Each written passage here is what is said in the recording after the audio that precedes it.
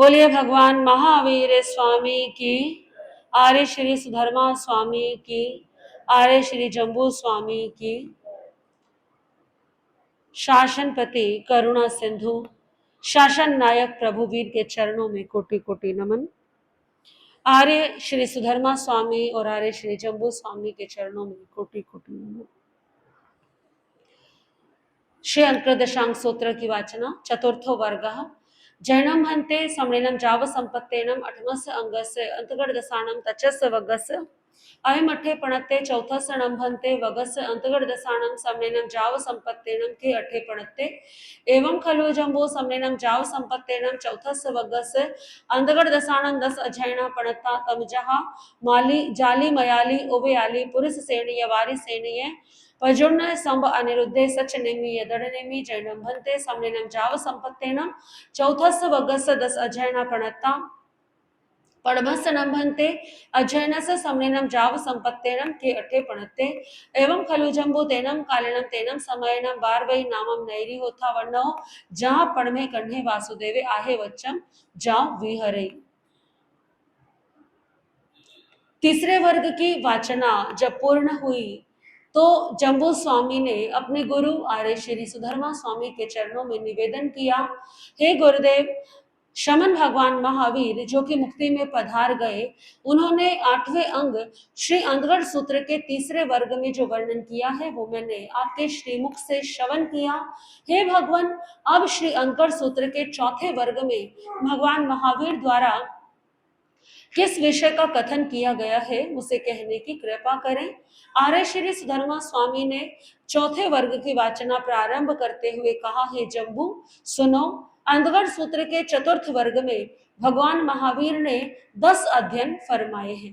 वे 10 अध्ययन के नाम इस प्रकार से हैं: जाली, मयाली, उवयाली, पुरुष सेन, वारी सेन, प्रद्युम्न, शांब, अनिरुद्ध, सत्यनेमी और दृढ़नेमी। इन 10 कुमारों के नाम से ये 10 अध्ययन हैं। हे भगवान, प्रथम अध्ययन में क्या अर्थ फरमाया है? तो सुधर्मा स्वामी कहने लगे, हे जम्बू, उस समय जो द्वारिका नाम की एक परम सुंदर नगरी थी जिसका वर्णन पहले भी आ चुका है, उस द्वारिका नगरी पर श्री कृष्ण वासुदेव का राज्य था। तथनम पार्वतीय नैर्य वसुदेवे राया धारिणी देवी वंडो जहां गोयमो नवरम जाली कुमारे पन्ना सौदाओ 12 संगी 16 स्वासा परियाओ शेषम जहां गोयमस्य जाओ से तुंजे सिद्धे एवं मयाली ओवयाली पुरुष सेनेय वारी सेनेय एवं पजुन्ने वीति नवरम कन्हे पिया रूपिणी माता एवं संबेवी नवरम जम्बवई माता एवं अनिरुद्धेवी नवरम पजुन्ने पिया वेदभी माया एवं सचनेवी नवरम समुद्र विजय पिया सेवा माता एवं दृढ़ नेवी सव्य एकगमा चौथस्य वगस्य निखेवो। उस द्वारिका नगरी में वसुदेव नामक राजा अपने अधीन के ग्रामों पर अधिपत्य रखते हुए निवास करते थे। उनकी धारिणी नाम की एक परम आज्ञाकारिणी रानी थी। एक समय धारिणी रानी को एक शुभ स्वप्न दिखाई दिया और स्वप्न के 9 मास बीत जाने पर धारिणी को एक पुत्र रत्न की प्राप्ति हुई।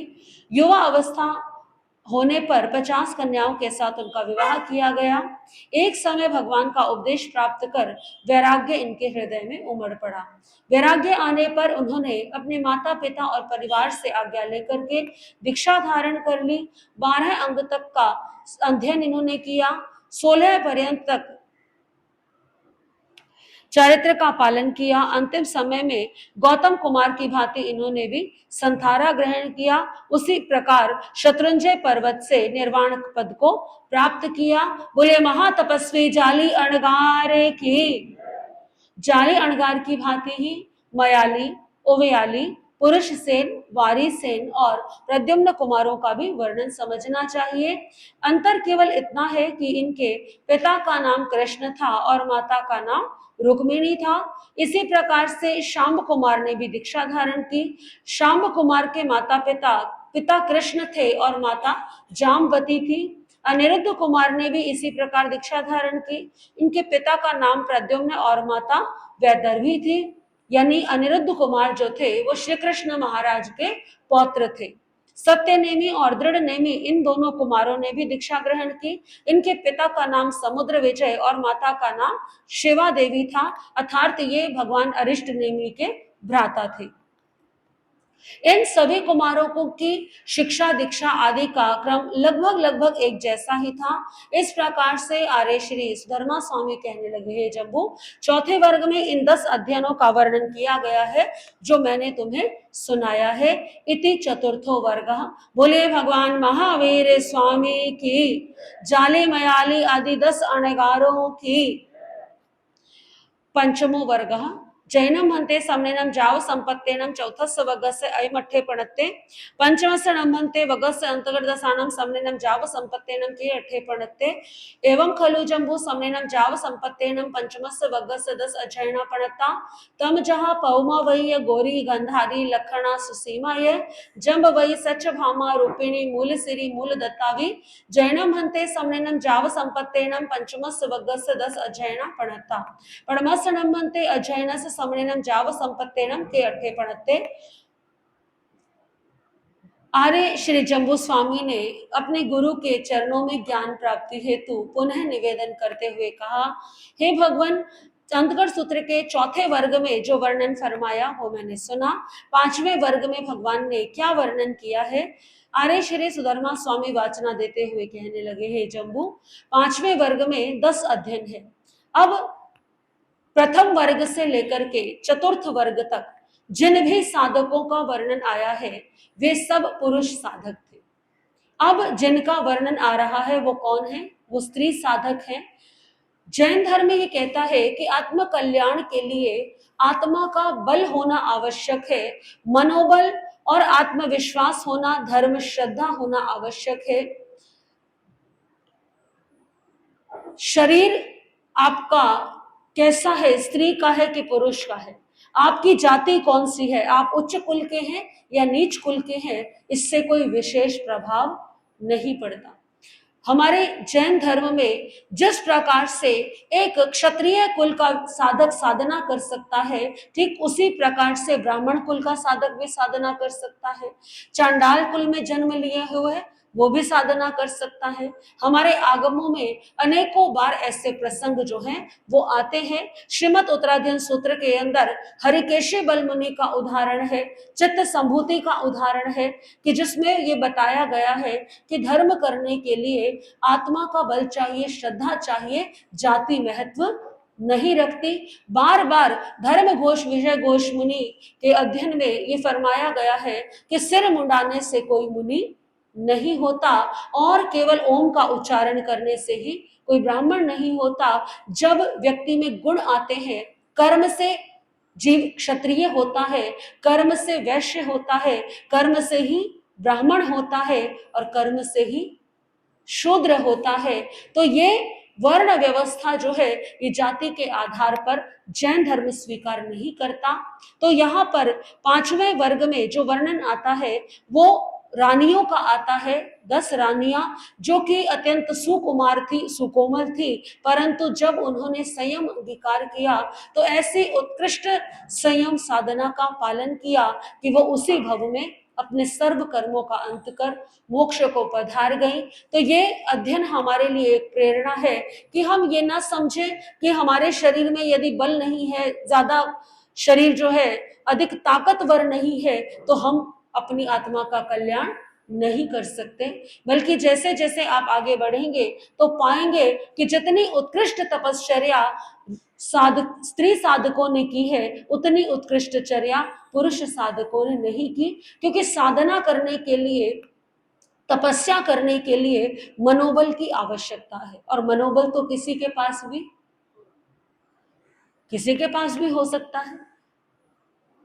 तो पांचवें वर्ग की वाचना श्रवण करेंगे। हे जम्बू, पांचवें वर्ग में 10 अध्ययन हैं। वे 10 अध्ययन इस प्रकार से हैं: पद्मावती, गौरी, गांधारी, लक्ष्मणा, सुसीमा, जामवती, सत्यभामा, रुक्मिणी, मूलश्री और मूलदत्ता। इन 10 रानियों के नाम से ये 10 अध्ययन हैं। एवं खलु जम्बू तेनम कालेनम तेनम समयनम बारवई नैरी नमम नैरी होता जहां पढ़ में जाव करने वासुदेवे आहे वच्चम जाओ विहरई तसनम कर्णस्य वासुदेवस्य पौमा वै नामम देवी होता वर्णौ तेनम कालेनम तेनम समयनम अर्हा अरिठनेमि समोसड़े जाओ विहरई कन्हे निगय जाओ बजु हसई तैनम सा पौमा वै देवी इमी से कहाय लदठा समानी हट तुठ जहा देवई जाओ पजु वासई तैनम अर्हा अरिठनेमि कर्णस्य वासुदेवस्य पौमावतीये देवीये जाव धम कहा परिसा पड़ी गया तैनम कन्हे वासुदेवे अर्हम अरिठनेमि वंदई नमसे वंदिता नमसेता एवं मयासी इमिसे नमन्ते वारवतीये नैरिये द्वालस जोयन आया मये जाओ पचखम देव लोग भूयाय किम मूलाय विनाशे भविष्यई कन्हाय अरहम अरिठनेमि कर्णम वासुदेवम एवं व्यासी एवं खलु कन्हा इमिसे बारवतीये नैरिये द्वालस जोयनस्य आया मये नव जोयनम जाओ पचखम देव लोग भूयाय सुरगे दिवायन मूलाय विनाशे भविष्यई। उस द्वारिका नगरी का जिसका वर्णन पहले ही आ चुका है। श्री कृष्ण वासुदेव राज्य करते थे और उनकी एक रानी थी पटरानी जिनका नाम था पद्मावती। एक दिन अरहंत ऋषनेमी भगवान विचरण करते हुए द्वारिका नगरी में पधारे। श्री कृष्ण वासुदेव उनके दर्शनों के लिए उपस्थित हुए। दूसरी ओर रानी पद्मावती को भी भगवान के आगमन का सुसंदेश प्राप्त हुआ तो रानी पद्मावती ने भी अपने सेवकों को आदेश देकर रथ तैयार कराया और वो भी प्रभु की सेवा में उपस्थित हुई। भगवान अरिष्ट नेमी ने श्री कृष्ण वासुदेव पद्मावती रानी और जो भी उस धर्म सभा में उपस्थित थे उन सभी को भगवान ने धर्म उपदेश प्रदान किया। मन में कुछ जिज्ञासा थी श्री कृष्ण वासुदेव की और जिज्ञासा को शांत करने के लिए भगवान अरिष्ट नेमी से और अच्छा कौन होगा। तो श्री कृष्ण वासुदेव ने अपने मन के भाव व्यक्त किए श्री कृष्ण भगवान अरिष्ट नेमी के समक्ष कि हे प्रभु, पिछले कुछ समय से मेरे मन में ऐसा विचार उत्पन्न हुआ है कि ये जो द्वारिका नगरी है क्या ये शाश्वत है या अशाश्वत है, यानी ये रहेगी हमेशा या एक दिन नष्ट हो जाएगी। प्रभु ने फरमाया कि ये द्वारिका नगरी एक दिन नष्ट हो जाएगी। ये सुन करके कृष्ण महाराज के मन में जिज्ञासा उत्पन्न हुई, कैसे नष्ट हो जाएगी। स्वयं कुबेर देव ने जिसका निर्माण किया है, जिसमें अति संपन्न वैभवशाली लोग रहते हैं, 3 खंड के अधिपति स्वयं श्री कृष्ण वासुदेव जहां राज्य करते हैं, वो द्वारिका नगरी नष्ट हो जाएगी। वैसे देखा जाए ये तो इस संसार की वास्तविकता है। पुद्गल से निर्मित जो भी वस्तु है एक ना एक दिन उसको नष्ट होना ही है। आज आप जो ये महल देखते हैं, ये किले देखते हैं, ये दुर्ग देखते हैं जो खंडर बने हुए हैं, एक समय था जब ये आबाद हुआ करते थे, जब इनमें कितनी रौनक हुआ करती थी, ना जाने कितने कितने हीरे मोती जड़े हुए होते थे, रानियां राजे महाराजे इनमें रहते थे, कितना वैभव इनके पास में था। और आज स्थिति क्या है, कोई जाता भी है ना तो शाम होने से पहले ही,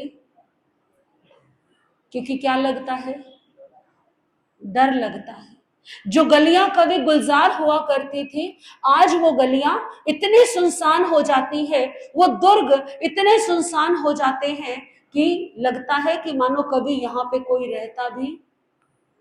और धीरे धीरे जो और पुराने हैं वो खंडर में बदलते जा रहे हैं। सरकार को बार बार इनके लिए कुछ कार्य करना पड़ता है ताकि ये संरक्षित रहे, लेकिन ये समय का प्रभाव है। बड़े बड़े राजे महाराजे चले गए, बड़े बड़े चक्रवर्ती सम्राट चले गए, बड़े तीर्थंकर जैसे महापुरुष दिव्य आत्माएं वो इस संसार से चले गए, तो फिर आम आदमी की तो क्या ही स्थिति है। कृष्ण महाराज के मन में जिज्ञासा उत्पन्न हुई कि मेरी द्वारिका नगरी नष्ट हो जाएगी, कैसे नष्ट होगी। तो प्रभु ने इसका भी समाधान दिया, इसका भी उत्तर दिया कि तुम्हारी इस 9 योजन चौड़ी 12 योजन लंबी इस द्वारिका नगरी का जो देवलोक के समान है, इसके विनाश के जो कारण बनेंगे वो कारण क्या क्या होंगे। सुरा यानी कि मदिरा, शराब, यादव कुमार, द्वैपायन ऋषि और अग्नि, ये सब मिलकर के इनका संयोग होगा और तुम्हारी द्वारिका नगरी किसी भी व्यक्ति के लिए, किसी भी राजा के लिए, या आप भी जब घर बनाते हैं तो आपके लिए भी कितना, किसी व्यक्ति के लिए सुनना ये बड़ा कठिन है। आज वर्षा ऋतु है और आप आए दिन दृश्य देखते ही रहते होंगे, नदियों में बाढ़ आई हुई है। जिन लोगों के घर उस नदी के कटाव के घेरे में आ गए, क्षेत्र में आ गए, वो मकान क्या हो जाते हैं, बह जाते हैं।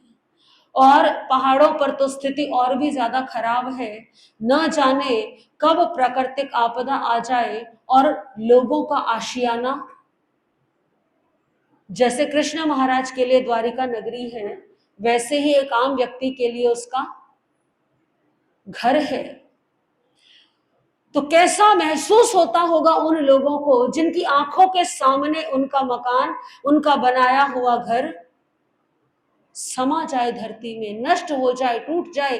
तो कृष्ण महाराज ने जब ये सुना तो मन में एक पीड़ा उत्पन्न हुई, प्रभु क्या इसे बदला नहीं जा सकता? होनहार बदली जा सकती है? प्रत्येक जीव को अपने अपने कर्मों का फल भोगना पड़ता है। अष्टनेमी भगवान कहते हैं कि तुम्हारे यादव कुमार जो हैं द्वारिका के, वो मदिरा पान करके द्वैपायन ऋषि को परेशान करेंगे, सताएंगे, उन्हें बहुत अधिक कष्ट देंगे और उससे परेशान होकर के ये द्वैपायन ऋषि क्या कर लेंगे, निदान कर लेंगे और इस प्रकार से तुम्हारी द्वारिका नगरी का नाश होगा। कृष्ण महाराज, क्योंकि कहीं ना कहीं ये तो कृष्ण महाराज को ज्ञात हो गया था कि द्वारिका नगरी का और मेरा पुण्य अब क्षीण होने लगा।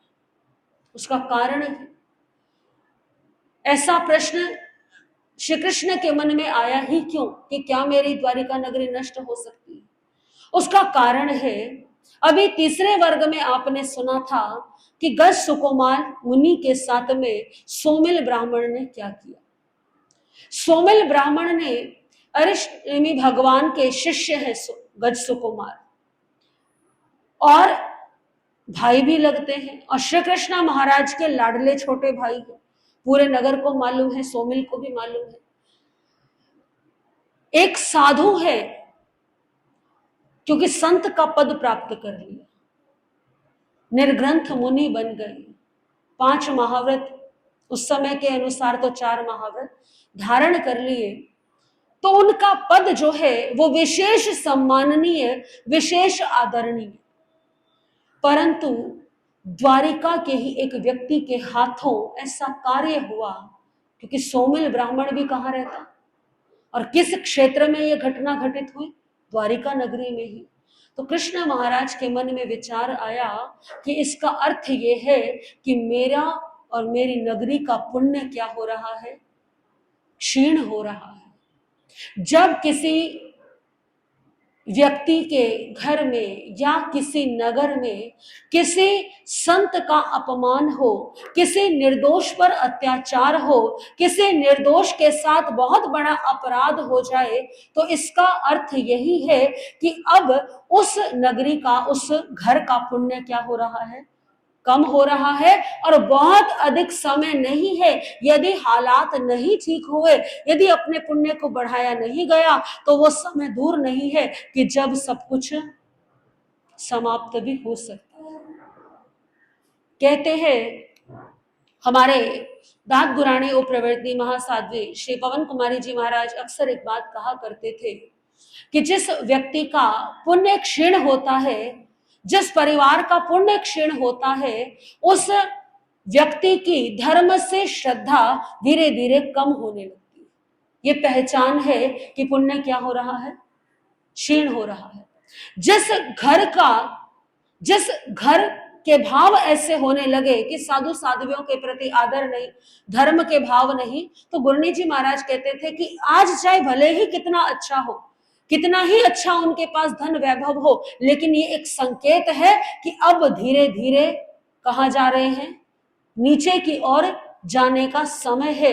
उसी प्रकार से जिस क्षेत्र के अंदर यदि साधु साध्वियों के लिए धर्म के प्रति आस्था के भाव न रहे, साधु साध्वियों का अपमान होता हो, या उनको सामर्थ्य होते हुए भी सेवा उनकी नहीं की जाती हो, तो भी क्या होती है पुण्यवानी। और इसी बात की चिंता किसको हुई थी?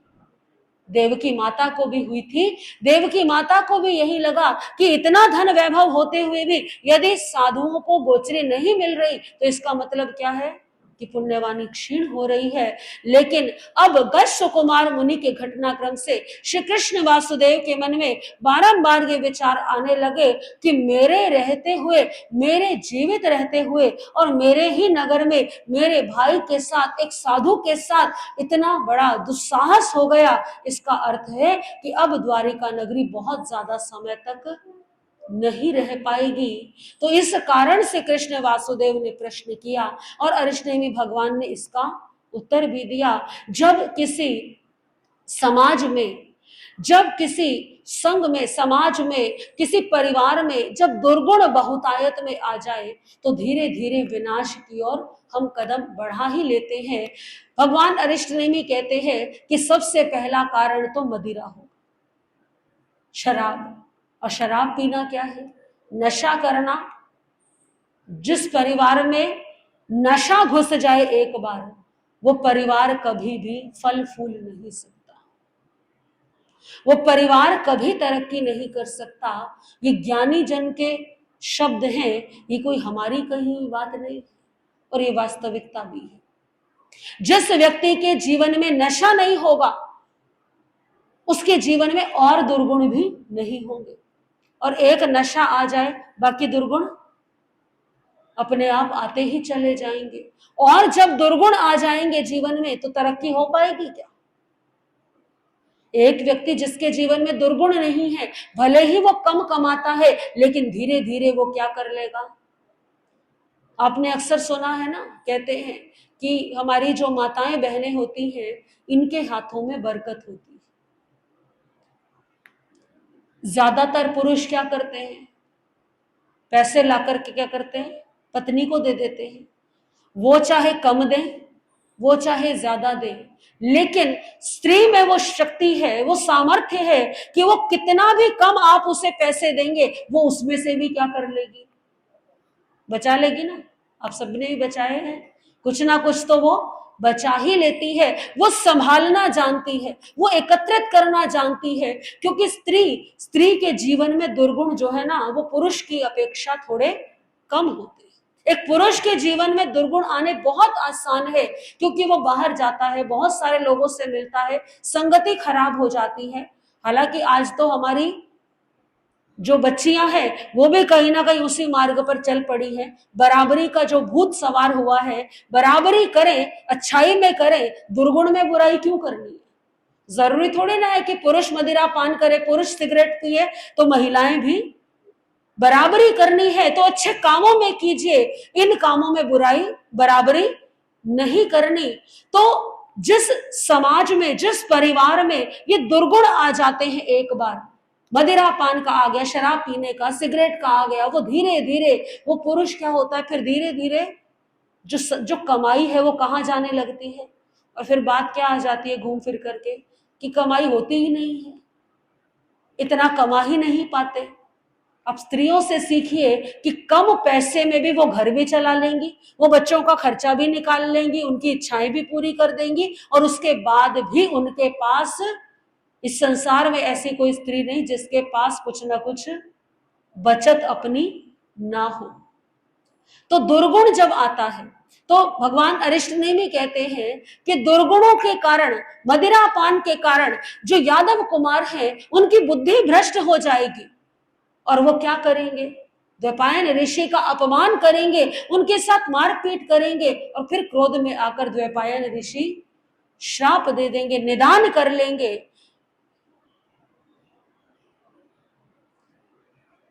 श्री कृष्ण महाराज ने सुना तो उदास हो गए। उदास होना स्वाभाविक भी है, जिसने अपने ही सामने कुछ निर्मित किया हो, पुरुषार्थ किया हो, और फिर पता लगे कि मेरे ही सामने ये सब बहुत जल्दी क्या हो जाएगा, नष्ट हो जाएगा। तो श्री कृष्ण की उदासी को देख देख करके श्री कृष्ण उदास हो गए। तयनम कन्हम वासुदेवस अरह अरटने में अयंतिये एवं अठम सोचा ए में आरुवे अजत्ये समुपन्ने धन्नाते नमते जाली मयाली उव्याली पुरिस सेन वारी सेन पज्जुन सम अनिरुद्ध दड़नेमि सचनेमि पभियो कुमारा जेणम निच्चा हिरण्यम जाओ परिभयता अरह अरटने में से अंतियम मुंडा जाओ पवया अहम नम अधन्य अकय पुण्य रज्जे जाव अंते उरेय मानुसे सो ये काम भोगी सो मुच्छे नो संचाय में अरह अरटने में से अंते जाओ पव इत्तये कन्हाई अरहा अरठनेमि कन्हम वासुदेवम एवं वयासी से नूनम कन्हा तब अयम अजत्ये समुपन्ने धन्ना नमते जाली जाओ पव इत्तये से नूनम कन्हा अयमठे समठे हंता थी। श्री कृष्ण वासुदेव के मन में अब ये विचार उत्पन्न हुआ कि द्वारिका नगरी तो एक दिन नष्ट हो ही जाएगी। जाली मयाली पुरुष सेन वारी सेन अन्य जितने भी कुमार वो धन्य हैं जिन्होंने नष्ट होने वाली इन सब नश्वर वस्तुओं का त्याग करके अरिष्टनेमि भगवान के चरणों में संयम अंगीकार कर लिया। लगता है मैंने ऐसे पुण्य ही नहीं किए, मैंने ऐसे कार्य नहीं किए, मैं महान अभागा हूं जिससे ये सब सुनकर के भी मेरे मन में संयम ग्रहण करने के भाव नहीं आ रहे।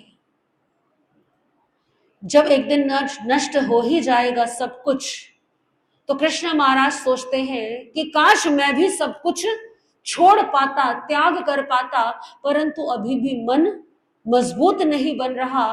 तो सोच रहे हैं श्री कृष्ण कि धन्य है ये सब कुमार जिनका अभी चौथे वर्ग में वर्णन आया कि इन्होंने दीक्षा ले ली, इन्होंने सब कुछ छोड़ दिया, अपना कल्याण कर लिया, और मेरी मोह की कड़ियां अभी भी जुड़ी हुई है। ऐसा विचार करके वो हताश हो गए, चिंतातुर हो गए। तो अरिष्टनेमि भगवान उन्हें देखने लगे, कहने लगे कृष्ण तुम इस प्रकार का तुम्हारे मन में विचार उत्पन्न हुआ है कि जाली मयाली आदि कुमार धन्य है और मैं कितना अभागा हूं, मैंने कोई पुण्य नहीं किए।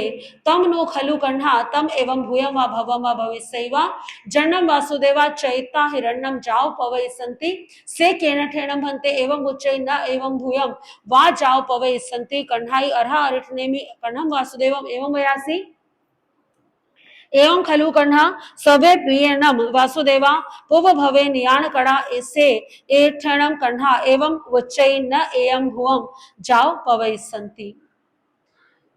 श्री अरिष्टनेमि भगवान कहते हैं हे कृष्ण, जितने भी वासुदेव होते हैं वो अपनी संपत्ति, अपने राज्य को छोड़ करके दीक्षा धारण कर ले, ऐसा ना तो भूतकाल में कभी हुआ, ना वर्तमान में ऐसा हो सकता है, और ना आने वाले भविष्य में कभी भी ऐसा होगा। प्रभु ऐसा क्यों? मैं क्यों दीक्षा नहीं ले सकता? और जितने भी वासुदेव हैं वो सब संयम अंगीकार क्यों नहीं कर सकते? तो उत्तर में भगवान अरिष्टनेमि कहते हैं कृष्ण, जितने भी वासुदेव होते हैं वो सब निदान करके आते हैं। निदान करने के प्रभाव से वो निदान करते हैं कि मेरे जब तप का कोई प्रभाव हो तो मैं वासुदेव का पद प्राप्त करूं, वासुदेव की रिद्धि को प्राप्त करूं। तो जब उस रिद्धि को वे प्राप्त करते हैं तो उस रिद्धि को उन्हें पूरा पूरा भोगना ही पड़ता है, उसको भोगे बिना उनको छुटकारा नहीं मिलता।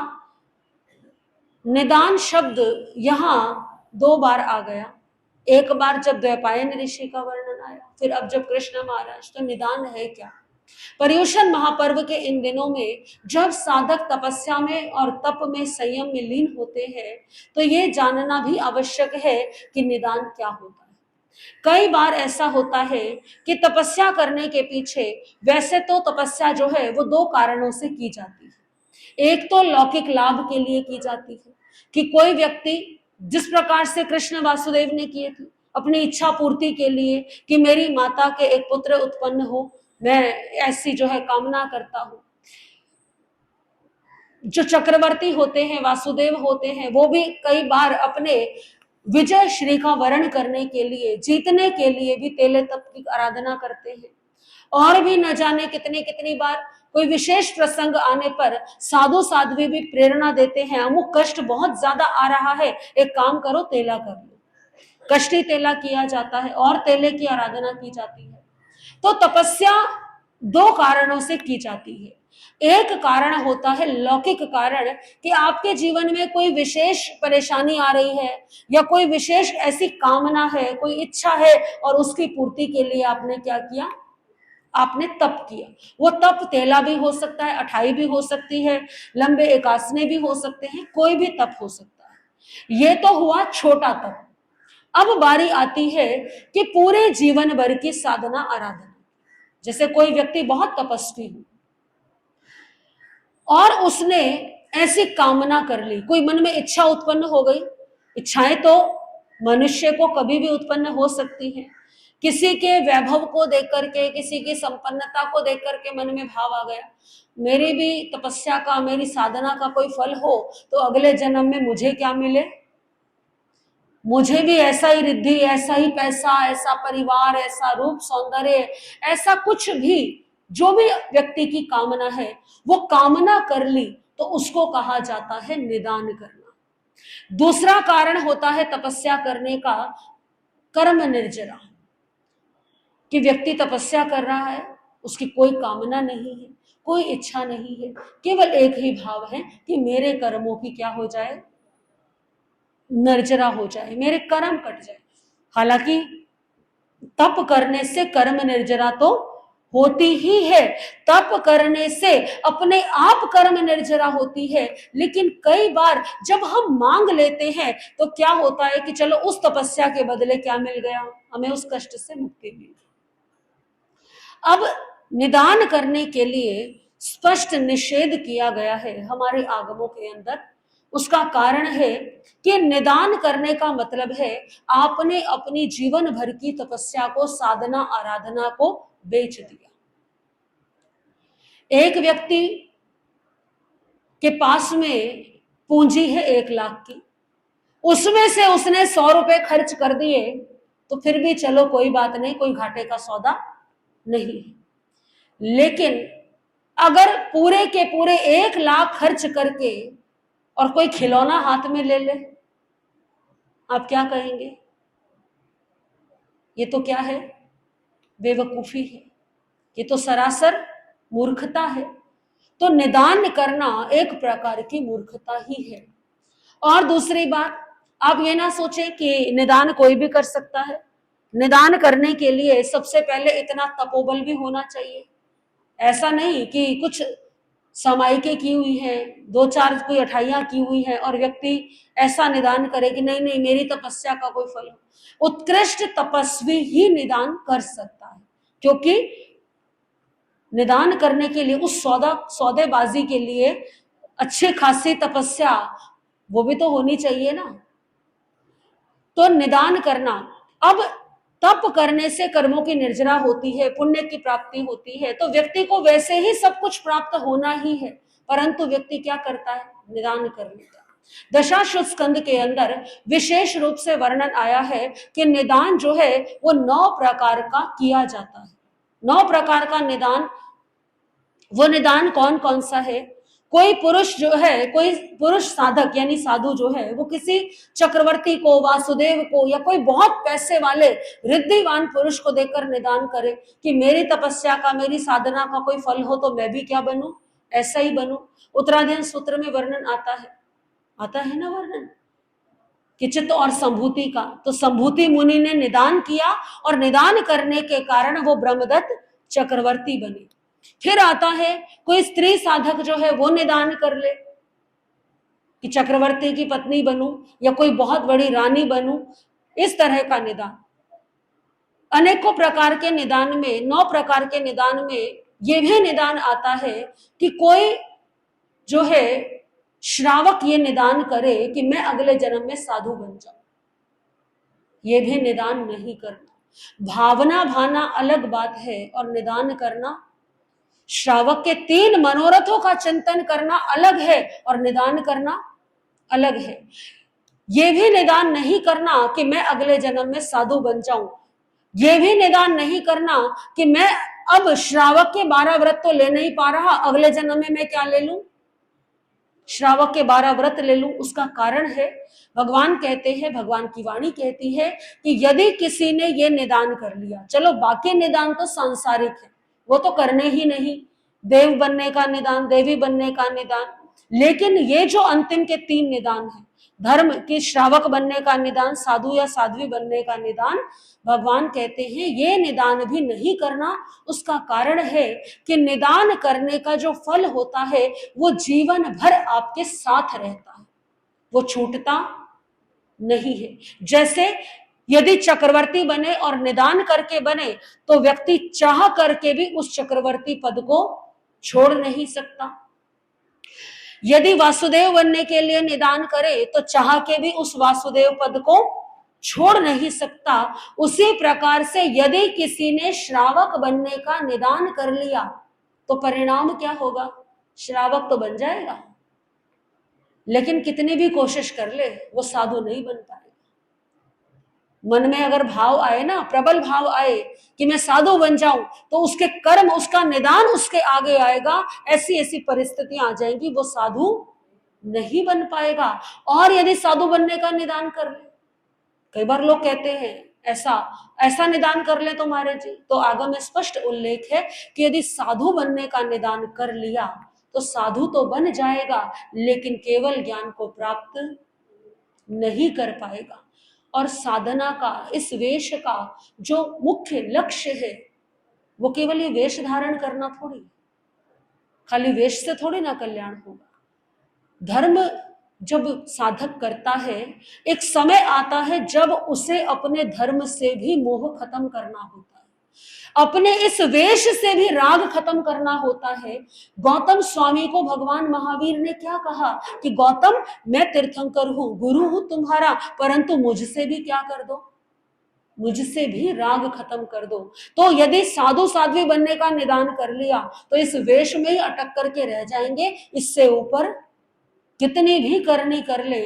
और एक एक जन्म कीमती है, एक एक जन्म कीमती है, भटकाव के लिए नहीं है। तो भावना भाई, लेकिन निदान, ये ना सोचे कि ये निदान तो बड़े अच्छे हैं, इससे तो साधु बन जाएंगे, कल्याण हो जाएगा। कल्याण नहीं होगा, कल्याण के मार्ग पर बढ़ेंगे, परंतु कितनी भी अच्छी उत्कृष्ट करनी करे, लेकिन तब भी मोक्ष की प्राप्ति नहीं हो पाएगी। इसीलिए भगवान कहते हैं कि कभी भी साधक को निदान, क्योंकि निदान का मतलब है आपने अपनी लाखों के मोल की वस्तु को कौड़ियों के भाव में क्या कर दिया, बेच दिया। और कोई मजबूरी तो ऐसी है नहीं कि जो निदान किया ही जाए, तो कभी भी निदान, और हो सके तपस्या भी कैसी करनी है, निष्काम तपस्या करनी है। कोई जब तक बहुत विशिष्ट परिस्थिति उत्पन्न ना हो तब तक अपने तप के साथ में कोई भी कामना को ना जोड़े, केवल कर्म निर्जरा के लिए तपस्या करे, केवल कर्म निर्जरा के लिए जाप करे। अक्सर मैं कई बार सुनती हूँ किसी भाई बहन को जाप के लिए कहा जाए ना, तो कहते हैं महाराज जी मैं तो बहुत जाप करता हूँ, मैं तो इतनी माला रोज करता हूँ।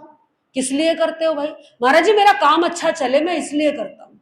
जब आपने वो कामना के साथ कर ली तो आपकी कामना की पूर्ति के लिए जुड़ी ना वो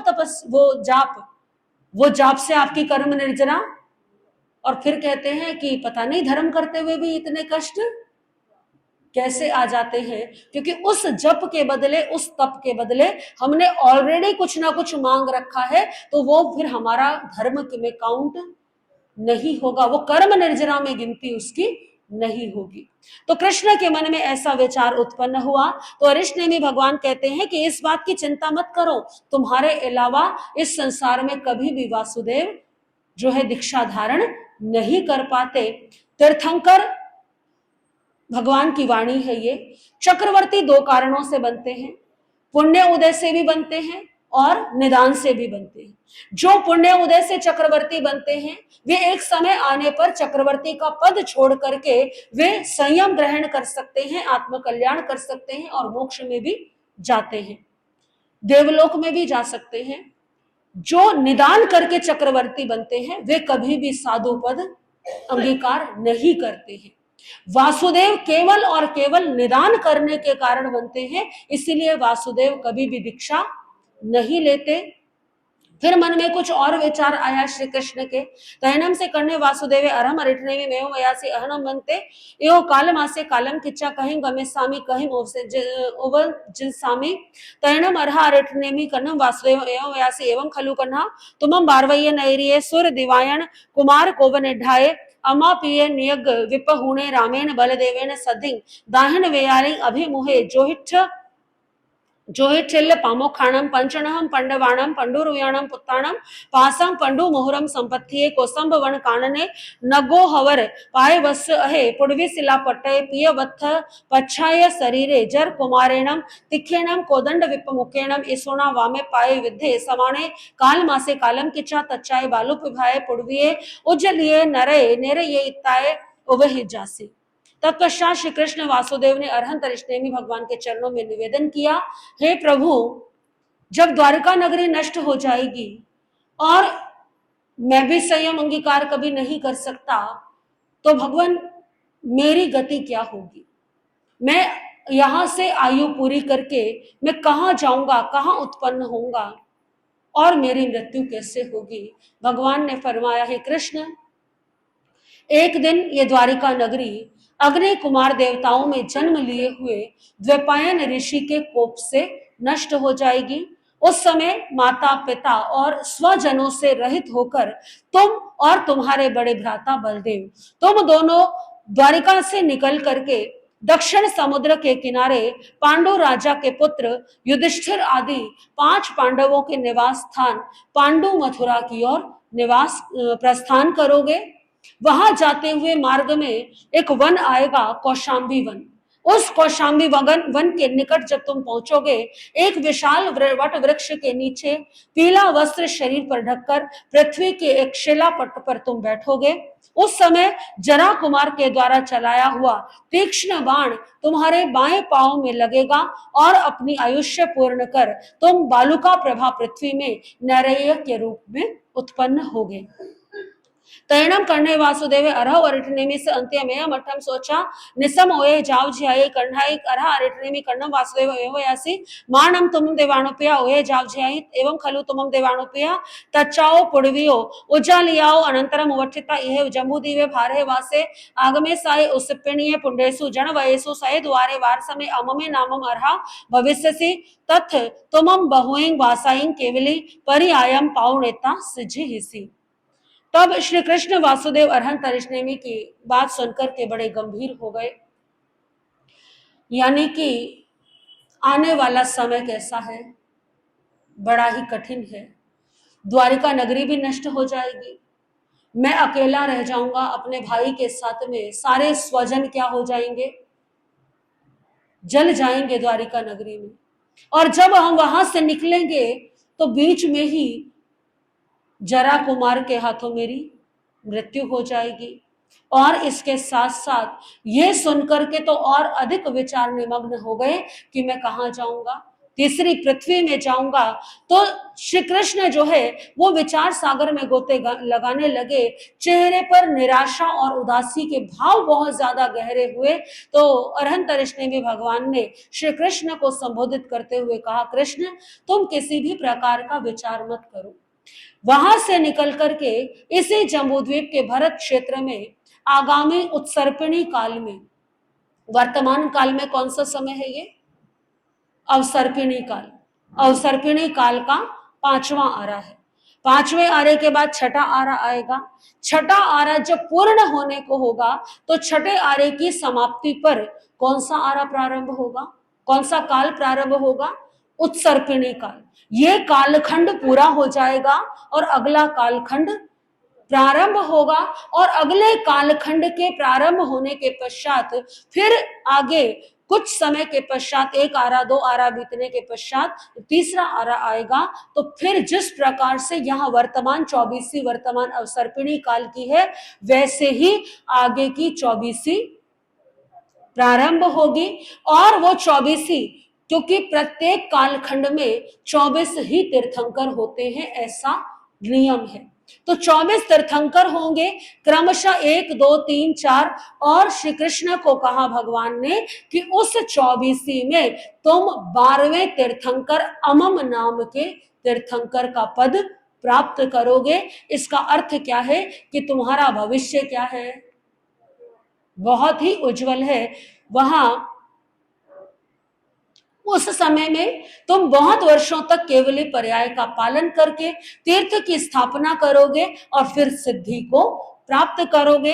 तैणम से करने वासुदेवे अर्ह वर्ठने में से अंति एयम अठम सोचा निसम हट तुठम अफोड़े अफोड़ेता वगई वगईता तिवईम छंदई छंदईता सिंह नायम करे करेता अर्हम अरिठने में वंदई नमनसी वंदिता नमनसेता तमेव अभिषेकम हथि रैणम दुरुहई दुरुहईता जेणे बारवई नईरी जेणे सही गिहे तेणे वागए अभी से हथी रहनाओ पचरुहई पचरुहईता जेणे वाहिरिया उवठाण साला जेणे वसय सिंहागण सणे तेणे वागच्छई वागच्छईता सिंहासन वरंसी पुवरथी पुवरथाभिमुहे निसिये निसियेता कुडुंबे पुरुषे सदावई सदावईता एवं वयासी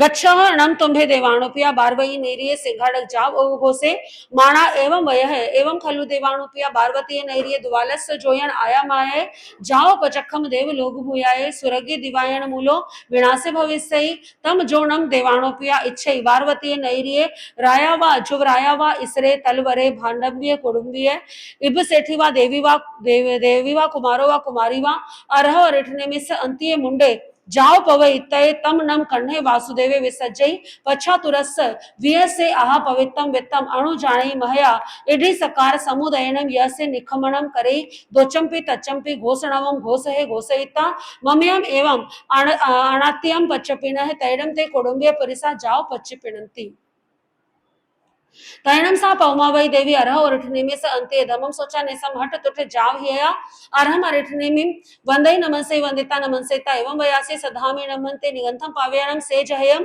तुभ्य वंदः जम नवरम देवाणोपया कर्णम वासुदेवम आपुच्छामि तैणम अर्हम अरिठ देवाणोपयाणम अंत्य मुंडा जाव पवयामि अहा स्वयं देवाणोपे मा परिबंधम करे है तैणम सा पौमावई देवी धम्यम जाणपवरम दुरुहई दुरुहईता जेने बारवई नैरी जेने सई गिहे तेने वागच्छई वागच्छईता धम्याओ जाणाओ पचरुहई पचरुहईता जेने कन्हे वासुदेवे तेने वागच्छई वागच्छईता करियल जाव कट्टु कर्णम एवं वासुदेवम एवं वयासी इच्छामि नम देवाणुपया तुबेहिम अमनुनाया समाणि अर्ह वरिठने मिस अंतिये मुंडा जाव पवयामि आहा स्वयं देवाणुपये तैणम से कन्हे वासुदेवे कुडुम्बे पुरी से सदावे सदावेता एवं वयासी खिप्पा में भो देवाणुपया पौमावई देवी महत्तम निखमणाभिषेयम उवठिता एवं अणत्यम पच्चपिनः तैणम ते कुडुंबिया जाओ पच्चपिनंती तैणम से करने वासुदेवे पवावई देवी पटेयम दुरुहई दुरुहईता अठ सैनम सोवर्ण कलसेनम जाव निखमणाभिषेयनम अभिसिंचई अभिसिंचईता सवालंकार विभूषियम करे करेता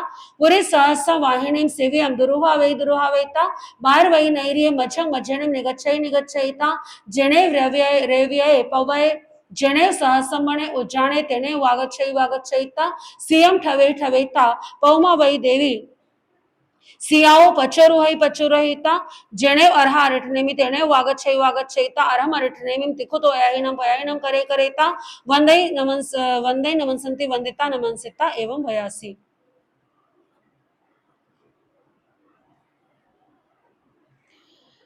एसरंभंते मम अगमहिषि पौमा वै नामम देवी इच्छा कंता पिया मनोना मणामा अभिरामा जाव किमग पुण्य पासणियाय तन्नम अहम देवाणुपिया शिष्यनि भिक्खम दलयामि पड़िछंतु नम देवाणुपिया शिष्यनि भिक्खम आह स्वयं तैणम सा पौमा वै देवी उत्तर पुरथिवम दिशि भागम अवकमय अवकमिता स्वयमेव आभरण अलंकारम ओमुयई स्वयमेव पंचमुठियम लोयम करे करेता जने वरहा अरिठनेमि तेने वागच्छई वागच्छईता अरम अरिठनेमि वंदे नमसे नमसे वंदिता नमसेता एवं वयासी अलित्ते जाव धम मायखंतम तैणम अर्हा अरिठनेमि पौमा वै देवी स्वयमेव पवावईता स्वयमेव मुंडावे स्वयमेव जाणखिणीये अजाय शिष्यनेयम दलयई तैणम सा जखिणी अजा पौमा वै देवीम स्वयं पवावई जाव संजीवयवम तैणम सा पौमा वै जाव संजमई तैणम सा पौमा वै अजा जाया एरिया समिया जाव गुत्त बम्बयारिणी तैणम सा पौमावई अजा जखिनियाय अजाय अंत्ये समाय मायाई एकार संगाई बहु जय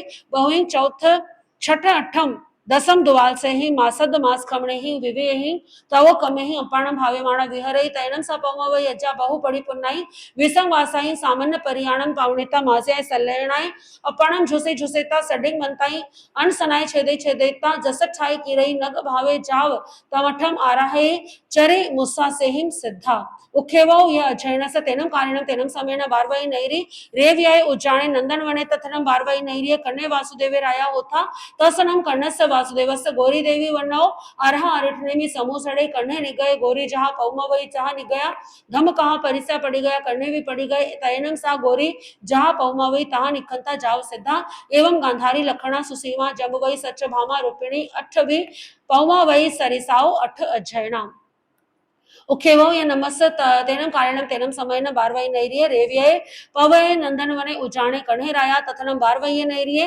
कर्णस वासुदेवस पुत्तये जम्बवतीये देवीये अत्तये संबे नामम कुमारे होथा तसनम संबस कुमारस्य मूल सिरी नामम भारिया होथा वन्नो अरह अरिठनेमि समूह सड़े कणे निगये मूल सिरी विनि गया जहाँ पौमावई नवरम देवाणो पिया कर्णम वासुदेवम आपुच्छामि जाओ सिद्धा एवं मूल दत्तावी इति पंचमो वर्ग। श्री कृष्ण वासुदेव ने अरहंत अरिष्णे में भगवान से जब ये सुना कि मैं आने वाले समय में क्या बनूंगा, तीर्थंकर बनूंगा, इस बात को सुनकर के इतना हर्ष हुआ कि वो उस भाव को ही भूल गए कि कहां जाना है, नैरकी के रूप में जन्म लेना है, क्योंकि भविष्य इतना उज्जवल है, इतना सुखद है। श्री कृष्ण बड़ी ही प्रसन्नता से इस बात को सुनकर के खड़े हुए, बाह फटकार कर एक मल्ल की भांति खड़े हुए, सिंहनाद किया प्रसन्नता में और भगवान को वंदन नमस्कार किया, हाथी पर बैठे और द्वारिका नगरी की ओर अपने महलों की ओर वापस लौट आए। हाथी से उतरकर बाहर की सभा में जहां सिंहासन था वहां आए और पूर्व की ओर मुख करके सिंहासन पर जा बैठे। फिर सेवकों को बुला करके उन्हें आदेश दिया, हे देवानुप्रिय, तुम जाओ और इस द्वारिका नगरी के प्रत्येक बाजार में, नगर में, गली में ये ढिंडोरा पीट करके आओ, ये घोषणा करके आओ कि इस द्वारिका नगरी का शीघ्र ही विनाश हो जाएगा। इस द्वारिका नगरी के जो भी जागीरदार, राजा, युवराज, राजा के प्रधान, राजा के प्रिय पुरुष, छोटे जागीरदार, कोतवाल, कुटुंब के स्वामी, सेवक, रानियां, अरबपति, सेठ, कुमार कुमारिका, यानी कि इस द्वारिका नगरी में रहने वाला, चाहे वो कर्मचारी हो, चाहे वो सेठ हो, राजकुमार हो, रानी हो, या फिर वो कोई कुमार कुमारी हो, जो भी दीक्षा लेना चाहे, स्वयं श्री कृष्ण महाराज उनकी दीक्षा की आज्ञा प्रदान करते हैं। श्री कृष्ण महाराज उनके लिए स्वयं दीक्षा का महोत्सव करेंगे, यानी उनकी दीक्षा की तैयारी किसके हाथ में होगी? श्री कृष्ण के हाथ में होगी। और यदि किसी के मन में यह चिंता हो कि मेरे दीक्षा लेने के बाद मेरे परिवार का क्या होगा, मैंने सब कुछ छोड़ दिया, तो कई बार ऐसा होता है ना, पारिवारिक जिम्मेदारियां ऐसी होती हैं कि व्यक्ति को धर्म भी करने नहीं देती। कई बार बहुत सारी बहनें भाई आकर के बोलते हैं, महाराज जी हमारी बड़ी इच्छा थी संयम अंगीकार करने की, लेकिन परिवार ने आज्ञा नहीं दी। कई बार लोग जो है अपने जीवन की उथल पुथल से इतने घबराते हैं, वैराग्य आ जाता है कि महाराज संसार में कुछ भी रखा नहीं, यदि ये परिवार ना होता, ये जिम्मेदारी ना होती, तो हम भी क्या कर लेते, क्योंकि देख लिया इस दुनिया में कोई अपना नहीं है। बहुत बार जो है पारिवारिक जिम्मेदारियां, परिवार की आज्ञा, ये बहुत सारे कारण, तो श्री कृष्ण महाराज ने क्या किया कि सभी का मार्ग प्रशस्त कर दिया कि जिसको भी संयम लेना है, क्योंकि द्वारिका नगरी नष्ट हो जाएगी। और देखिए द्वारिका नगरी नष्ट होगी तो कृष्ण महाराज ये जानते हैं कि जितने भी द्वारिका नगरी में लोग बचेंगे, जो दीक्षा ले लेंगे वो तो चले जाएंगे, लेकिन जो रहेंगे वो सारे के सारे क्या होने वाले हैं। तो कृष्ण महाराज का चिंतन देखिए कितना गहरा, कि जिनके संयम के भाव है, कम से कम वो तो द्वारिका की अग्नि में वो तो क्या करे, संयम अंगीकार करके अपनी आत्मा का कल्याण कर ले। मैं संयम नहीं ले सकता, लेकिन जो ले सकते हैं उनको तो सहयोग कर दो। और कृष्ण महाराज ने ये भी वचन दिया कि उनके पीछे रहे हुए जो भी उनका परिवार होगा, उसका पूरा पूरा पालन पोषण वो स्वयं करेंगे। यानी राजकोष से उनका पालन पोषण किया जाएगा। कोई ये ना सोचे कि मेरे बूढ़े माँ बाप घर में है, उनको रोटी कौन खिलाएगा, उनको भोजन कौन कराएगा, मेरे पत्नी और मेरे बच्चे हैं तो उनकी देखभाल कौन करेगा। उनका सारा का सारा भार किस पर होगा? कृष्ण महाराज पर होगा। और देखिए कितनी बड़ी बात है कि कृष्ण महाराज तो अपनी प्रजा का ध्यान रखते ही हैं, इसके साथ साथ द्वारिका वासियों का कृष्ण पर कितना विश्वास। क्या किसी के कहने से कोई अपने परिवार को छोड़ सकता है किसी के भरोसे? आसान है क्या? कोई आपको कहे कोई बात नहीं आप दीक्षा ले लो, आपके परिवार की जिम्मेदारी, व्यक्ति के मन में क्या आएगा? अरे कोई नहीं, 2-4 दिन करते हैं सब और उसके बाद फिर छोड़ देते हैं। लेकिन श्री कृष्ण पर कितना विश्वास होगा नगर जनों का। वो कैसे राजा होंगे, कैसे शासक होंगे कि श्री कृष्ण की इस घोषणा को सुनकर के न जाने द्वारिका के कितने कितने युवाओं ने, बालक बालिकाओं ने, कितने सेठों ने, कितने घर परिवार के लोगों ने अपने परिवार की चिंता से मुक्त होकर के संयम अंगीकार कर लिया।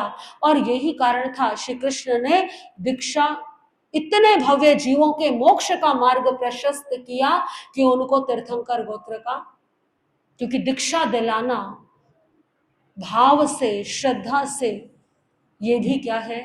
महान पुण्य उपार्जन का कारण है। आपको भी जीवन में कभी अवसर मिले, वैसे तो मैं यही भावना भाऊंगी कि आप भी क्या लें, चाहे जीवन के किसी भी भाग में ले, लेकिन सर्व त्यागी होने का आनंद अलग ही है। उस आनंद का अनुभव करें। परंतु यदि नहीं मन बनता, मनोबल इतना ऊंचा नहीं, परिस्थितियां ऐसी नहीं, तो जीवन में जब कभी अवसर मिले कि कोई चरित्र आत्मा संयम ग्रहण करती हो, तो उसको दीक्षा दिलाने का भाव अवश्य रखिएगा। किसी को दीक्षा में सहयोग कर सकते हो तो करिएगा, बाधक कभी नहीं बनिएगा। फिर चाहे वो आपका अपने ही परिवार का सदस्य क्यों ना हो। श्री कृष्ण वासुदेव ने ऐसी घोषणा करवा दी। सेवक जाकर के घोषणा करके आ गए। दूसरी ओर जो पद्मावती रानी भगवान अरिष्णेमी के दर्शनों के लिए गई थी, वो अभी कहां पर है? भगवान अरिष्णेमी के चरणों में ही थी। कृष्ण महाराज लौट आए, परंतु पद्मावती रानी ने अरहंत अरिष्णेमी भगवान के मुख से धर्म के उपदेश को श्रवण किया। आनंदित होती हुई भगवान को वंदन नमस्कार करके बोली, हे प्रभु, आपने जैसा फरमाया है मैं उस धर्म को स्वीकार करती हूँ। मैं संसार के जन्म मरण के इस विकराल भय से उब चुकी हूँ, इसीलिए मैं भी अपने पति श्री कृष्ण महाराज से आज्ञा लेकर के आपके चरणों में दीक्षा ग्रहण करना चाहती हूँ। भगवान ने फरमाया, जैसा तुम्हें सुख हो वैसा करो, शुभ कार्य में विलंब मत करो। वो पद्मावती रानी उसके पश्चात अपने धार्मिक रथ में बैठकर पुनः महलों की ओर आ गई। रथ से उतर करके श्री कृष्ण महाराज जहां थे वहां गई, उनसे हाथ जोड़ करके बोली, हे कृष्ण, हे स्वामी, आपकी आज्ञा हो तो मैं अरहंत अरिष्णेमी भगवान के चरणों में दीक्षित होना चाहती हूँ। श्री कृष्ण महाराज ने मधुर वचनों से पद्मावती रानी से पूछा कि तुम्हारी दीक्षा की भावना क्यों बनी, क्या तुम्हें कोई कष्ट है, कोई पीड़ा, कोई तकलीफ है? पद्मावती रानी ने कहा कि मुझे कोई कष्ट नहीं है, परंतु अब मेरी इच्छा अपने जीवन में धर्म आराधन करने की है। मैं अपने आत्मा का कल्याण करना चाहती हूँ। श्री कृष्ण ने पद्मावती रानी के उच्च कोटि के भावों को देखते हुए उन्हें आज्ञा प्रदान कर दी। पद्मावती रानी की आज्ञा होने पर श्री कृष्ण ने अपने विश्वास पात्र मनुष्यों को बुलाया, सेवकों को बुलाकर के आदेश दिया कि पद्मावती रानी संयम अंगीकार करना चाहती है तो एक पटरानी के योग्य समारोह की शीघ्र ही तैयारी करो, एक दीक्षा महोत्सव की तैयारी करो। सेवक चले गए और उन्होंने पूरी तैयारी की और श्री कृष्ण को सूचना दी। तत्पश्चात श्री कृष्ण वासुदेव ने पद्मावती रानी को एक पाट पर बिठाया, 108 स्वर्ण कलशों से उनका दीक्षा अभिषेक किया, सर्व प्रकार के आभूषणों से उन्हें विभूषित किया, फिर 1 सहस्त्र पुरुष वाहिनी शिविका में बिठाया, यानी कि 1000 पुरुष जिसको उठा सके ऐसी पालकी, ऐसी शिविका में उन्हें बिठाया और बड़े ही समारोह के साथ द्वारिका नगरी के सार्वजनिक मार्गों से वो होते हुए शोभा यात्रा निकली। इस शोभा यात्रा का प्रयोजन क्या है? इतने समारोह का क्या प्रयोजन है? संयम अंगीकार करना है, और संयम तो साधारण रूप से भी अंगीकार किया जा सकता है। ऐसी जिज्ञासा कई श्रद्धालु जनों के मन में आ जाती है कि महाराज श्री जी जब वैराग्य हो गया और संयम लेना है तो इतने समारोह की, इतने खर्चे की क्या आवश्यकता है? जिसको संयम लेना है वो साधारणतः जाए समो शरण में और भगवान के चरणों में। तो ऐसा नहीं कि प्रत्येक साधक समारोह के साथ दीक्षा लेता है। ऐसे प्रसंग भी आएंगे आपके समक्ष जिसमें साधकों ने बड़े सामान्य रूप में क्या कर दिया? संयम अंगीकार कर लिया, महाव्रत ले लिए।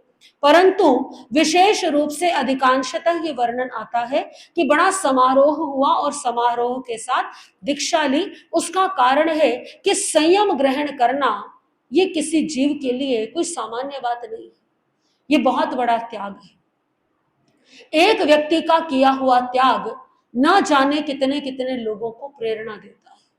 एक व्यक्ति का किया हुआ तप न जाने कितने कितनों के मन में तप के भाव जगाता है। एक व्यक्ति का किया हुआ दान न जाने कितनों को दान की प्रेरणा देता है। कल सायकालीन प्रतिक्रमण के पश्चात में शक्तिनगर एक्सटेंशन में महिला संघ की बहनें बैठी हुई थी, तो ऐसे ही चर्चा चलने लगी कि महाराज श्री जी, कुछ लोग कहते हैं कि दान जो है वो गुप्त करना चाहिए, और कुछ कहते हैं कि दान जो है वो अवश्य बताना चाहिए ताकि औरों को भी प्रेरणा मिल सके। तो क्या करना चाहिए? सोचा है कभी आपने? दोनों ही बातों में विरोधाभास है ना। कई कहते हैं कि तपस्या करो तो गुप्त करो, दान करो तो ऐसा करो एक हाथ को पता हो और दूसरे को पता भी। फिर दुनिया को बताने का, लिखवाने का क्या मतलब है? इसका मतलब क्या करें? गुप्त दान लिखवाएं। फिर दूसरी बात आती है, दूसरा पक्ष ये कहता है कि अगर आप नहीं बताओगे तो औरों को कैसे सीखने को मिलेगा, औरों को कैसे प्रेरणा मिलेगी? तो इसका समाधान क्या है? देखिए, दान गुप्त रखना है। किसके लिए गुप्त रखना है? यदि कोई व्यक्ति गुप्त दान करे, कल्पना कीजिए किसी व्यक्ति ने गुप्त दान किया, बड़ा दान किया है, लेकिन उसने इस परंपरा का निर्वहन किया, नहीं मैं नाम नहीं लिखवाऊंगा, मेरा नाम हो जाएगा, मेरा यश हो जाएगा, मुझे गुप्त दान करना है। उसने दान कर दिया, लेकिन दान करने के बाद मन अभिमान से फूला हुआ है, मैंने क्या किया है। और ऐसा भी कई बार होता है, कई बार जो है लोग लिखवा देते हैं गुप्त दान और फिर सबको बताते हैं मैंने तो क्या लिखवा दिया, वो गुप्त रहा ही नहीं। जिस दान को करके एक हाथ से दें तो दूसरे को पता ना लगे, इसका अभिप्राय ये नहीं कि दान नाम लिखवाने में दिक्कत है। दिक्कत किस बात में है कि अपने मन में उस दान का अभिमान नहीं आना चाहिए। और आपने बेशक से नाम नहीं लिखवाया, लेकिन गर्व में पूरा जीवन भर आप जो है इस गर्व में ही घूमते रहे। अमुक जब स्थानक बनी थी ना, तो मैंने वहां पर क्या दिया था, मैंने वहां कमरा दिया था, इस स्थानक के कमरे पर किसका अधिकार हो गया। ऐसे आ जाते हैं ना मन में भाव कई बार।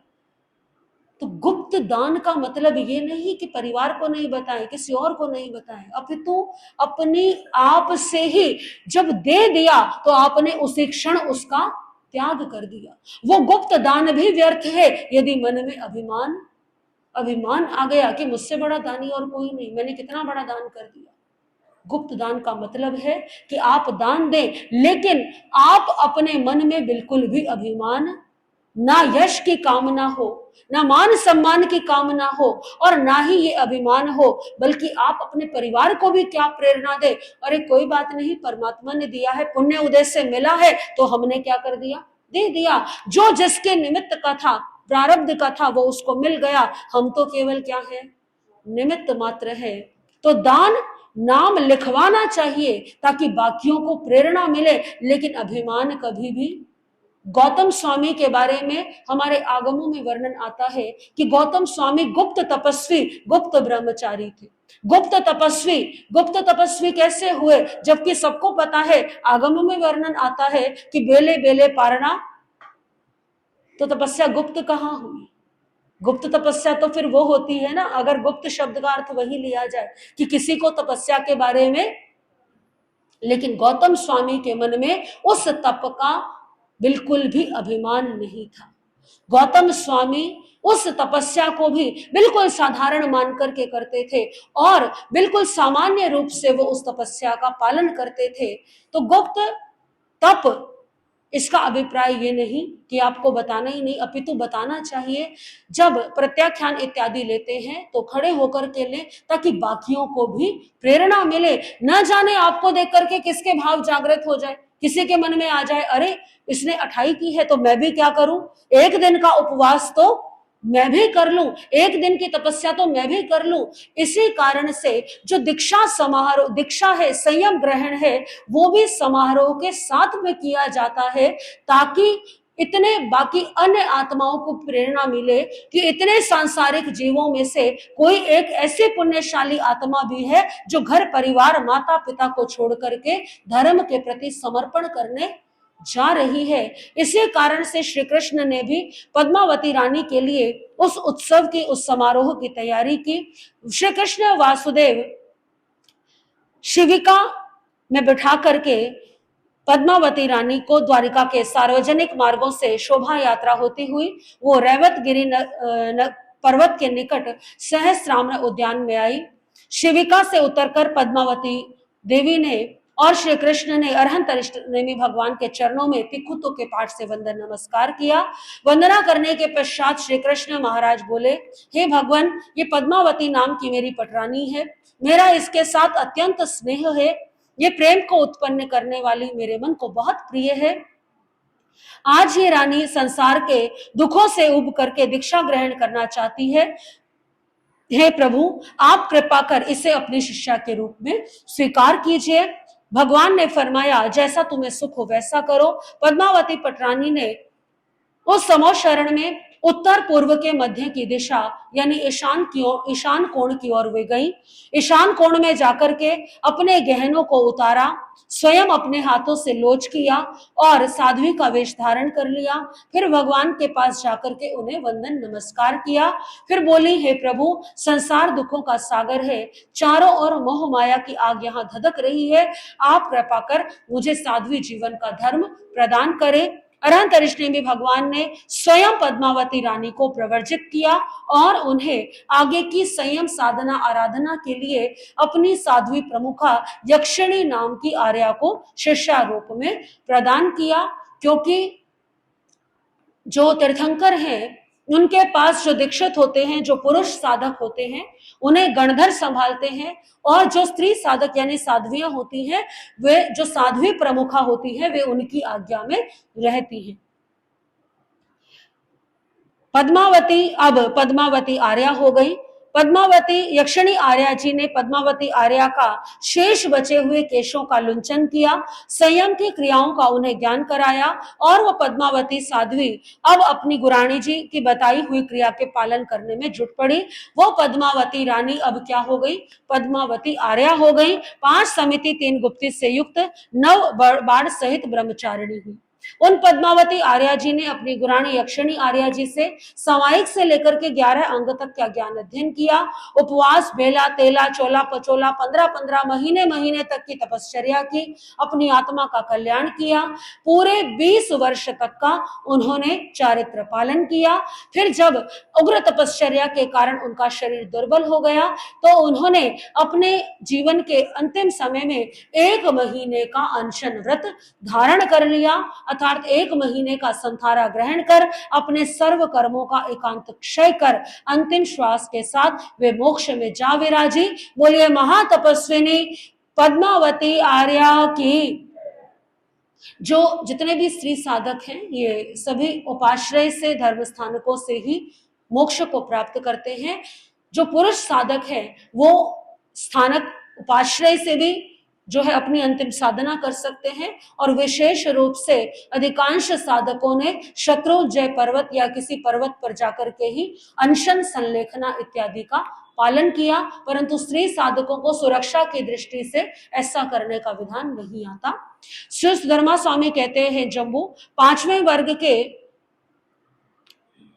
प्रथम अध्ययन में पद्मावती आर्या का वर्णन है और इसके पश्चात दूसरे अध्ययन में द्वारिका नगरी में वर्णित वही कृष्ण वासुदेव राज्य करते थे। उनके गौरी नाम की एक पटरानी थी। जिस प्रकार से पद्मावती आर्या जी ने दीक्षा धारण की, वैराग्य हुआ, उसी प्रकार से गौरी रानी को भी वैराग्य हुआ, उन्होंने भी दीक्षा धारण की। ऐसे ही गांधारी, लक्ष्मणा, सुसीमा, जाम्बवती, सत्यभामा, रुक्मिणी, इन 6 पटरानी ने भी दीक्षा धारण की। गौरी और पद्मावती के समान दीक्षा धारण कर अंतिम समय के साथ अनशन व्रत कर अपने कर्मों का क्षय किया। इन 6 रानियों के नाम से 6 अध्ययन, गौरी और पद्मावती रानी के नाम से 2 अध्ययन, ये कुल मिलाकर के 8 अध्ययन हुए। ये 8 ही श्री कृष्ण वासुदेव की पटरानियां थी। श्री कृष्ण वासुदेव की 9वें अध्ययन में वर्णन आता है कि उस द्वारिका नगरी में कृष्ण वासुदेव का पुत्र जामवती का अंगज सांब नामक कुमार था, जिनकी पत्नी थी मूलश्री। और उस मूलश्री ने भी भगवान के प्रवचन सुनकर के वैराग्य हुआ और उन्होंने श्री कृष्ण से आज्ञा लेकर के दीक्षा धारण की। अंतिम समय में वो भी मोक्ष धाम को जा विराजी। इसी प्रकार से साम कुमार की द्वितीय पत्नी मूल दत्ता ने भी दीक्षा धारण कर अंत समय में निर्वाण पद को प्राप्त किया। यानी कि मूलश्री और मूल दत्ता जो थी वो दोनों पुत्र वधुएं थी। ये साम कुमार जो है वो पहले ही दीक्षित हो चुके थे, इसीलिए मूलश्री और मूल दत्ता ने अपने श्वशुर श्री राजा श्री कृष्ण से आज्ञा प्राप्त कर संयम अंगीकार किया। ये 10 रानियों के नाम से ये 10 अध्ययन हुए। इति पंचमो वर्गा। बोलिए भगवान महावीर स्वामी की। श्री कृष्ण वासुदेव की द्वारिका नगरी। श्री कृष्ण ने द्वारिका नगरी को विनाश से बचाने का पूरा प्रयास किया। श्री कृष्ण ने पूरी द्वारिका नगरी में निषेध कर दिया। जितने भी मदिरा थी वो सारी की सारी निकलवा करके बाहर फेंक दी कि कोई भी यादव कुमार मदिरा का पान नहीं करेगा। दूसरी ओर द्वैपायन ऋषि जो है वो स्वयं भी नगर को छोड़ करके चले गए कि ना मैं नगर में रहूंगा और ना ही कोई मुझे कष्ट देगा, ना मेरे हाथों इतना बड़ा विनाश होगा, इतना बड़ा पाप होगा। ऐसा विचार करके वो भी नगर का त्याग करके चले गए। समय बीतता रहा, वर्षों बीत गए। एक समय आया जब बहुत समय इस बात को हो गया, लेकिन कहते हैं कि एक दुर्गुण अपने पीछे विनाश को आमंत्रित कर ही लेता है। यादव कुमारों में अभी एक और दुर्गुण भी था, शिकार खेलना। कुछ यादव कुमार अपने नगर से निकले घोड़ों पर सवार होकर के कि आज हम क्या करके आएंगे, आज हम शिकार करके आएंगे। नगर से बाहर निकले, घूमते घूमते जंगल में चले गए। बहुत आगे निकल गए, शिकार खेलते रहे। बहुत देर हो गई, गर्मी बहुत थी। महलों से निकले हुए, नगर से निकले बहुत समय हो गया। अब प्यास लगने लगी। इधर उधर पानी ढूंढा, संयोग से वहां पर कोई जलाशय नहीं मिला, कोई पानी नहीं मिला। और ढूंढा, ढूंढते ढूंढते पानी तो मिला नहीं। और होनहार इतनी बलवान होती है, जिस विनाश के कारण को बाहर फेंकवाया था वही सामग्री प्राप्त हो गई। जो द्वारिका से बाहर शराब फेंकवाई थी वो क्या है, कुछ घड़ों में, कुछ गड्ढों में भरी हुई थी। देखा यादव कुमारों ने, एक बार तो मन में आया श्री कृष्ण महाराज का निषेध है। फिर मन ने दूसरा विचार प्रदान किया, यहाँ कौन सा श्री कृष्ण महाराज देखने आ रहे, ना तो यहाँ श्री कृष्ण है, ना यहाँ पर द्वैपायन ऋषि है। तो यदि प्यास बुझाने के लिए, प्राण रक्षा के लिए थोड़ी बहुत यदि पी भी लेंगे तो कौन देखने वाला है, कौन बताने जाएगा। और ऐसा विचार करके उन्होंने, बहुत प्यासे थे तो क्या कर लिया, और मदिरा जितनी पुरानी हो उसका नशा उतना ही जल्दी होता है और ज्यादा होता है।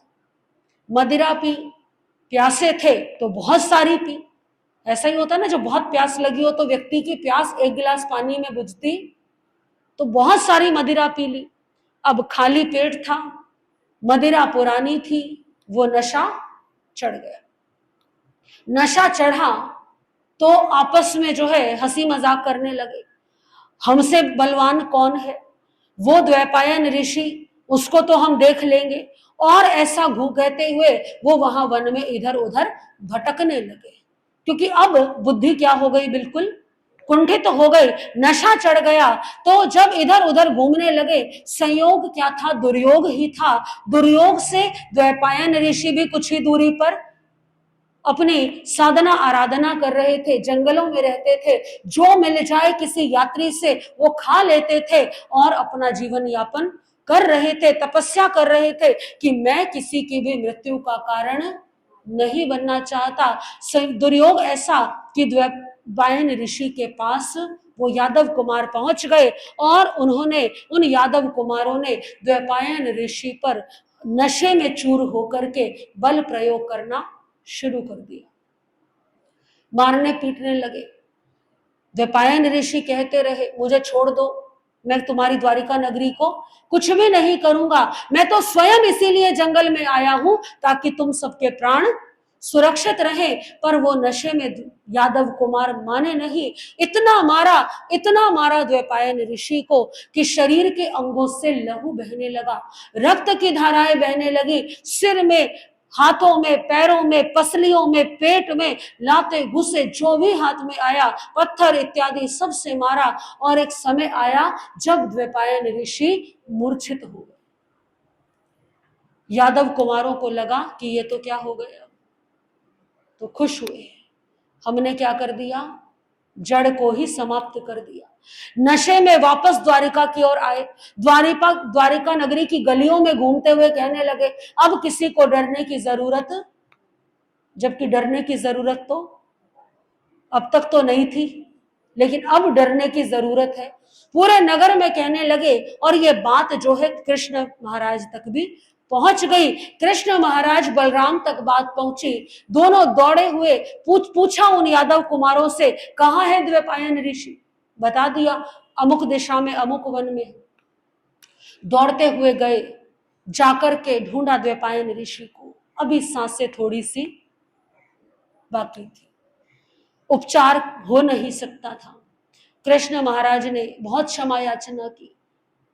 द्वैपायन ऋषि जब यादव कुमार उन्हें मार पीट करके जब चले गए, उन्हें मृत समझ करके चले गए, तो द्वैपायन ऋषि के सब्र का बांध टूट गया। वो क्षमा जिसको वो अब तक धारण किए हुए थे, वो क्षमा जो है अब क्रोध में बदल गई। और द्वैपायन ऋषि ने ये चिंतन किया कि ये कैसे निकृष्ट उदंड यादव कुमार है, इस पूरी की पूरी जाति को जीने का अधिकार नहीं है। एक ऋषि के साथ इतना दुर्व्यवहार, मैंने इनका क्या बिगाड़ा था, इन्होंने मुझे मृत्यु दंड दिया, मेरी तपस्या का यदि कोई फल हो तो मैं इनकी मृत्यु का कारण बनूं, मैं इन्हें जीवित रहने नहीं दूंगा। ऐसा निदान उन्होंने कर लिया। जब कृष्ण महाराज आए, उन्हें अपने मधुर वचनों से शांत करने लगे। द्वैपायन ऋषि कहते हैं, अपनी आंखें खोली थोड़ी सी, कहने लगे, कृष्ण अब कुछ नहीं हो सकता, मैं यादव कुमारों को क्षमा नहीं कर सकता। बहुत समझाया कृष्ण ने, बहुत हाथ पैर जोड़े, क्षमा मांगी। द्वैपायन ऋषि कहते हैं, तुम दोनों भाई मेरे पास आए हो क्षमा मांगने के लिए, तो मैं वचन देता हूं कि तुम दोनों भाइयों को कोई हानि नहीं होगी, लेकिन द्वारिका से तुम्हारे अतिरिक्त और कोई जीवित नहीं बचेगा। श्री कृष्ण समझ गए कि अब कुछ भी नहीं हो सकता। द्वैपायन ऋषि से क्षमा याचना करके अब दौड़े भगवान अरिष्ट नेमि के चरणों में। भगवान, जैसा आपने फरमाया था वैसा हो गया। द्वैपायन ऋषि ने निदान कर लिया है, अब उनका जीवन समाप्त होने वाला है। क्या करें, उनके जीवन के समाप्त होते ही वो क्या कर देंगे, द्वारिका नगरी को नष्ट कर देंगे। क्या किया जाए? प्रभु ने फरमाया कि एक ही उपाय है। वैसे तो होनहार बलवान है, जब जो समय आना है वो आना ही है, परंतु फिर भी तपस्या में बहुत शक्ति है। द्वारिका नगरी में आइंबिल प्रारंभ करवाओ, जब तक द्वारिका में आइंबिल होते रहेंगे तब तक द्वैपायन ऋषि कुछ भी बिगाड़ नहीं पाएंगे। श्री कृष्ण महाराज आए, नगर में घोषणा करा दी कि द्वैपायन ऋषि अब अपना आयुष्य पूर्ण करके अग्नि कुमार देव बनेंगे और वो द्वारिका को जला करके भस्म कर देंगे। यदि इससे बचना है तो एक ही उपाय है, आइंबिल की तपस्या करो। लोग डरे हुए थे, भयभीत थे, उन्होंने क्या कर दी, आइंबिल की तपस्या करनी प्रारंभ कर दी। आइंबिल प्रारंभ हुए, घर घर में आइंबिल होने लगे। कहते हैं कि द्वैपायन ऋषि का आयुष्य पूर्ण हुआ, वो अग्नि कुमार देव बने। अग्नि कुमार देव बन करके उन्होंने जब अपने अवधि ज्ञान का उपयोग किया तो पता चला कि मेरी मृत्यु किस कारण से हुई थी और मुझे क्या करना है। अग्नि कुमार देव बन करके वो द्वारिका नगरी पर आते, प्रतिदिन आते, हवा चलाते, तिनकों को उड़ाते, एकत्रित करते पूरी सामग्री को, उसमें अग्नि का संचार भी करते। लेकिन ऐसा प्रभाव आइंबिल की तपस्या का कि हर बार उनका ये कार्य निष्फल हो जाता और हर बार द्वैपायन ऋषि वापस लौट जाते। देखिए तप में विशेष रूप से आइंबिल में कितनी शक्ति है कि देव का प्रभाव भी क्या हो गया, निष्फल हो गया। ऐसा करते करते 12 वर्ष बीत गए और देखिए द्वैपायन ऋषि प्रतिदिन आते थे, प्रतिदिन अपना कार्य करते। धीरे धीरे लोग लापरवाह होने लगे, लोगों को लगा अरे हमारी तपस्या में इतनी शक्ति है, देखो द्वैपायन ऋषि भी हमारा कुछ भी बिगाड़ नहीं पा रहे। धीरे धीरे शिथिलता आने लगी, लोगों को लगने लगा अरे हम नहीं करेंगे, कोई ना कोई तो आइंबिल कर ही लेगा। आइंबिल कम होने लगे और एक दिन वो भी समय आया 12 वर्ष बीतने पर जब पूरी द्वारिका नगरी में एक भी आइंबिल नहीं हुआ। और जिस दिन वो समय था जब एक भी आइंबिल नहीं हुआ, उस दिन द्वैपायन ऋषि का जोर चल गया। द्वैपायन ऋषि ने संवर्तक वायु का उपयोग किया। जितने भी द्वारिका के अंदर और द्वारिका के आसपास सूखे तिनके, घास, लकड़ियां, वो सब वायु से आकाश में उड़ाए। जैसे बवंडर आता है ना तो सब कुछ क्या हो जाता है, ऊपर उड़ जाता है आकाश में, तो सब आकाश में उड़ाए। फिर उसमें अग्नि का संचार कर दिया और फिर सब कुछ नीचे वो जलती हुई अग्नियां, जैसे बारिश होती है ना पानी की, ऐसे अग्नि की वर्षा, वो सूखी लकड़ियां, तिनके, घास जलने लगे। वो द्वारिका नगरी के घरों पर, महलों पर, वो द्वारिका नगरी के लोगों पर गिरने लगे। हाहाकार मच गया पूरी द्वारिका नगरी में। कृष्ण महाराज ने, बलदेव ने देखा कि जिसका जो भगवान अरिष्टनेमि की भविष्यवाणी थी वो सत्य हुई। कृष्ण महाराज इधर उधर दौड़े, नगर के बाहर गए, जो समुद्र था उस समुद्र में अपनी भुजाओं से उन्होंने तरंगे उत्पन्न की, लहरें उत्पन्न की, क्योंकि वसुदेव बलदेव जो हैं वो विशेष शक्तिशाली होते हैं। उस जल से उस अग्नि को बुझाने का प्रयास किया, लेकिन उस जल ने पानी का काम नहीं किया। ऐसा काम किया कि आग में किसी ने क्या डाल दिया, घी डाल दिया, क्योंकि वो अग्नि किसकी थी, वो देव माया थी, वो साधारण अग्नि नहीं थी। श्री कृष्ण महाराज समझ गए अब कुछ नहीं हो सकता। दौड़ते हुए महलों में गए, अपने माता पिता को निकाला, रथशाला की ओर गए। अश्वशाला में देखा सारे घोड़े भाग चुके थे, एक रथ बचा हुआ था, उसको जो है खींच करके लेकर के आए। स्वयं उस रथ को घोड़ों की जगह स्वयं क्या है उसे खींचने लगे। माता पिता को बिठा दिया, कम से कम इनको तो क्या कर लें। लेकिन द्वैपायन ऋषि ने वचन दिया था कि तुम्हें कुछ होगा नहीं और बाकी किसी को यहां से बाहर मैं निकलने नहीं दूंगा। जैसे ही बाहर निकलने को हुए तो द्वारिका नगरी के मुख्य द्वार से कृष्ण और बलराम बाहर ही निकले थे और इतने में ही क्या हुआ, वो जो मुख्य द्वार था वो गिर गया और पूरी द्वारिका नगरी, कृष्ण महाराज अपनी आंखों से देखते रहे कि द्वारिका नगरी क्या हो गई। एक ऋषि को, एक मुनि को सताने का क्या परिणाम हुआ, किया किसी कुछ लोगों ने, और परिणाम किसको भुगतना पड़ा, सभी को भुगतना पड़ा। तो कभी भी किसी निर्बल, कभी भी किसी गरीब पर, निर्बल पर, कमजोर पर कभी भी बल का प्रयोग करके अत्याचार नहीं करना, क्योंकि उसकी एक आह किसी को भी बर्बाद कर सकती है। तो द्वारिका नगरी का इस प्रकार से कृष्ण के देखते देखते ही विनाश हो गया। एक कवि ने बड़े सुंदर शब्दों में कहा है, आशीष मिलेगा अगर सरे अपना झुकाओगे, आशीष मिलेगा अगर सरे अपना झुकाओगे, वे ध्वंस हो जाएगा यदि ऋषि को सताओगे, वे ध्वंस हो जाएगा ऋषि को सताओगे। धन का ताकत का नशा बर्बाद ही करता है। देखिए, नशा जरूरी नहीं है कि मदिरा का ही हो,